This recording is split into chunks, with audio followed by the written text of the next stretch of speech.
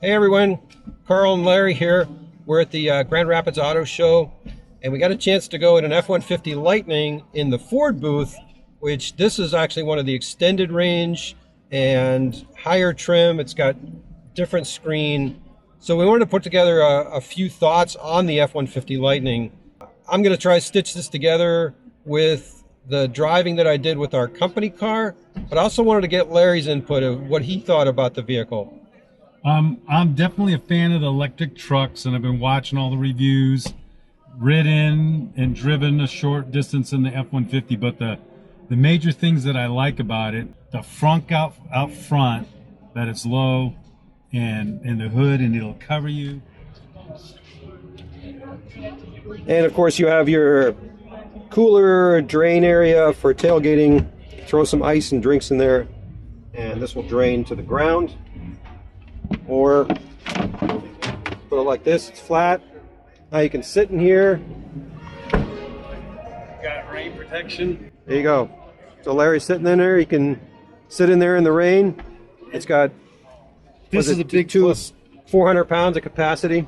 Big plus that it's low when you're putting things in. That's another thing Yeah. everybody's loving that the other two trucks don't have. And then the second is that it just looks normal. Nobody's gonna be, It's not like the Cybertruck. yeah. I guess it's insane. You can't go anywhere. Everybody's looking. So it's really, and I know for me, my personality, I wouldn't like that. I would find that very annoying very quick. And then the tailgate has a step and a handle. The Step and a handle. Easy, convenient, and a lot less stressful. So let's talk a little bit about the trim levels. That's cool. There are many for F-150, and the trim are packed. You can think of it as kind of a mid-level off-road. Just like that. The one thing I always thought would be cool is this little badge here on the passenger side. I mean, why not make that another charge port? Because it almost looks like a charge port, but it's not. I mean, I know it's more hardware, more cost, but that way you could charge it on either side. So here by comparison, this is what it looks like on the driver's side, and that's where your charge port is.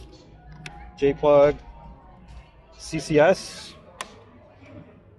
but it looks almost exactly like the passenger side. I haven't played enough with this to have any opinion on it. It's Yeah, interesting. so the extended range has this big screen like the Mach-E does. Right now, I think the F-150's got everybody beat. This is the truck to get, the Lightning. The fleet version that we have at Consumers just has a much smaller screen. So the two schools of thought, like one, if you minimize like the Tesla where everything is on the screen, you have fewer buttons and dials to brake. Yeah. But at the same time, if you want to open your glove box on a Tesla Model 3 or Model Y, you can use the voice. Otherwise, you're going into the menu and going like too deep to just open this stupid glove box. Right? And I know, like, just changing the volume. Okay, again, you have some dials and buttons. Yeah. But yeah, again, some people like the tactile feeling of buttons and dials. And I know even with Volkswagen, they have some of these haptic controls, which are like flush and they like buzz or whatever. They're actually backing away from that a little bit because people are like, yeah, just give me a normal button and a dial, right? Yeah. And that's how the Bolt is to heat. It's a hard, you can't feel it pushing. You just tap it a bunch of times.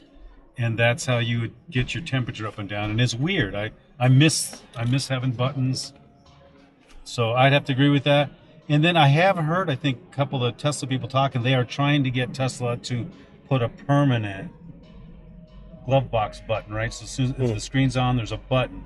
That's software that it can be done. Yeah. And actually, there are aftermarket accessories for the Tesla to let you put buttons in.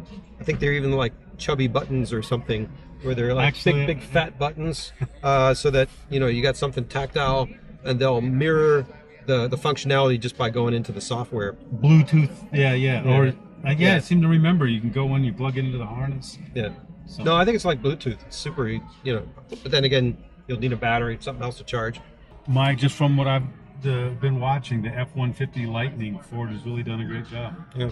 And now we haven't seen a Silverado yet in the flesh, so hard to compare with that. But yeah, from the trucks that are out now, which is basically the Rivian and the Cybertruck, if you can call it out. I mean, there are a few of them out there.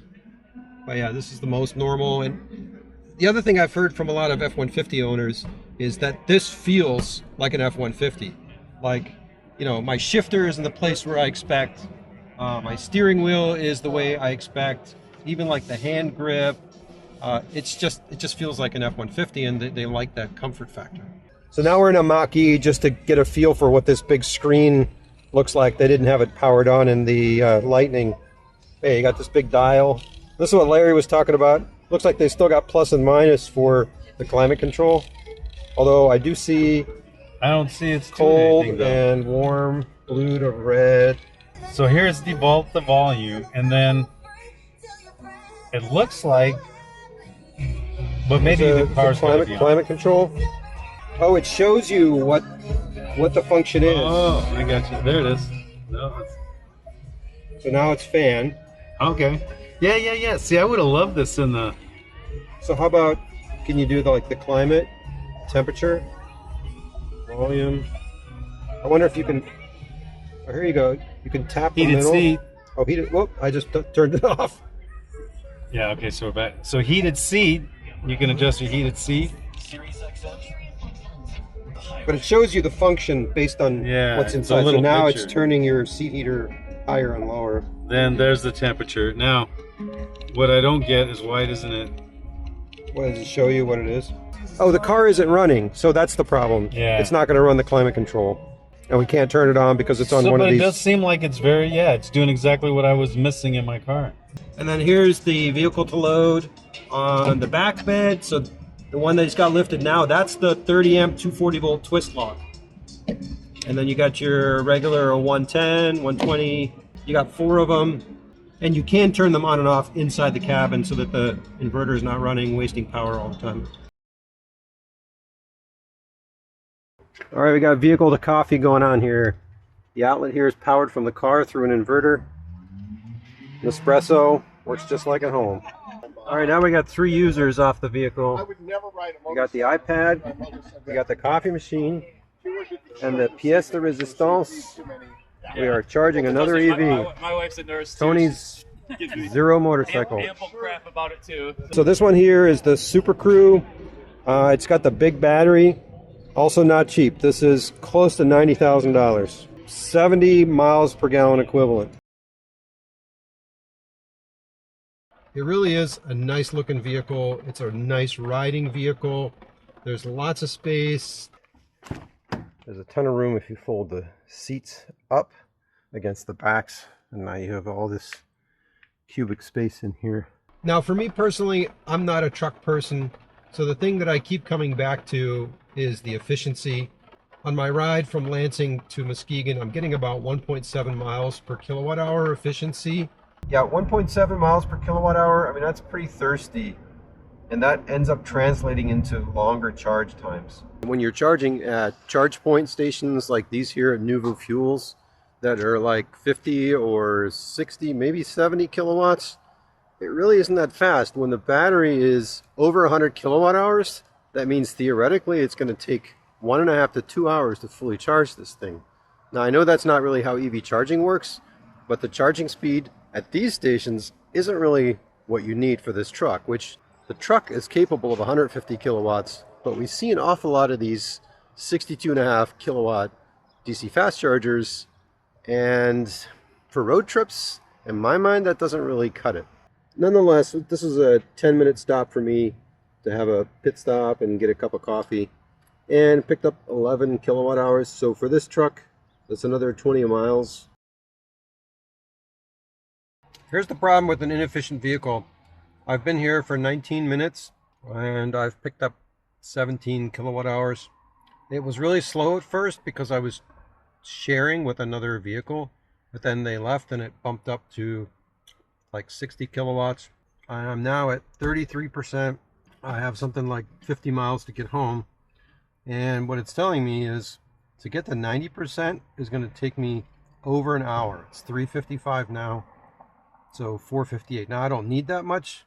This rate of charge at the 60 kilowatt charge point stations for this vehicle is just abominably slow.